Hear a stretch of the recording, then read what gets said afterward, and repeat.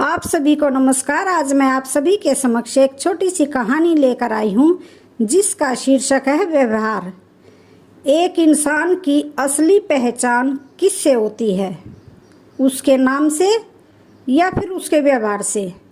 तो श्रवण करते हैं ये कहानी। एक राजा के दरबार में एक आदमी नौकरी मांगने के लिए आया। उससे उसकी काबिलियत पूछी गई तो वह बोला, मैं आदमी हो चाहे जानवर हो, उसे देखकर उसके बारे में बता सकता हूँ। राजा उसके आत्मविश्वास से बड़े प्रभावित हुए। राजा ने उसे अपने खास घोड़ों के अस्तबल को संभालने की जिम्मेदारी सौंप दी। कुछ ही दिन बाद राजा ने उससे अपने सबसे महंगे और मनपसंद घोड़े के बारे में पूछा तो उसने कहा, नस्ली नहीं है। राजा को बड़ी हैरानी हुई। उसने जंगल से घोड़े वाले को बुलाकर पूछा। उसने बताया, घोड़ा नस्ली तो है, पर इसके पैदा होते ही इसकी मां मर गई थी, इसलिए ये एक गाय का दूध पीकर उसके साथ पला बढ़ा है।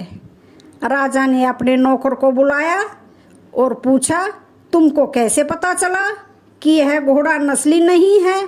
उसने कहा, जब ये घास खाता है तो गायों की तरह सर नीचे करके, जबकि नस्ली घोड़ा घास मुंह में लेकर सर उठा लेता है। राजा उसकी काबिलियत से बहुत खुश हुए। उसने उनके घर अनाज, घी, मुर्गे और ढेर सारी बकरियां बतौर इनाम भिजवा दिए और अब उसे रानी के महल में चौकीदार नियुक्त कर दिया। कुछ दिनों बाद राजा ने उससे रानी के बारे में राय मांगी। उसने कहा, तौर तरीके तो रानी जैसे हैं, लेकिन पैदाइशी रानी नहीं है। राजा के पैरों तले जमीन निकल गई। उसने अपनी सास को बुलाया। सास ने कहा, हकीकत ये है कि आपके पिताजी ने मेरे पति से हमारी बेटी की पैदाइश पर ही रिश्ता मांग लिया था, लेकिन हमारी बेटी 6 महीने में ही मर गई थी। इसलिए हमने आपके रजवाड़े से करीबी रखने के लिए, यानी आपसे संबंध बनाने के लिए एक बच्ची को गोद ले लिया। यह वही हमारी गोद ली हुई बेटी है। राजा ने फिर अपने नौकर से पूछा, तुमको कैसे पता चला?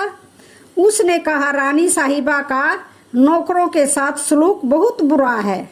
एक खानदानी इंसान का दूसरों से व्यवहार करने का एक तरीका बहुत अलग होता है, जो रानी साहिबा में बिल्कुल भी नहीं है। राजा फिर उसकी पारखी नज़रों से खुश हुआ और फिर से उसको बहुत सारा अनाज, भेड़, बकरियां इनाम में दी। साथ ही उसे अपने दरबार में तैनात कर लिया। कुछ वक्त गुजरा। राजा ने फिर नौकर को बुलाया और अपने बारे में पूछा। नौकर ने कहा, जान की सलामती हो तो मैं कहूँ। राजा ने वादा किया तो उसने कहा, न तो आप राजा के बेटे हो और न ही आपका चाल चलन राजाओं वाला है। राजा को बहुत गुस्सा आया, मगर जान की सलामती का वचन राजा दे चुके थे। राजा सीधा अपनी माँ के महल पहुँचे। माँ ने कहा, ये सच है, तुम एक चरवाहे के बेटे हो, हमारी औलाद नहीं थी तो तुम्हें गोद लेकर हमने पाला है। राजा ने नौकर को बुलाया और पूछा, बता तुझे कैसे पता चला?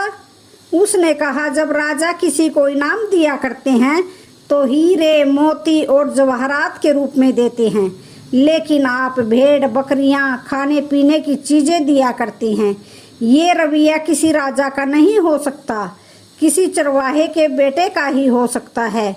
किसी इंसान के पास कितनी धन दौलत, सुख समृद्धि, रुतबा, बाहुबल है, ये सब बाहरी दिखावा है।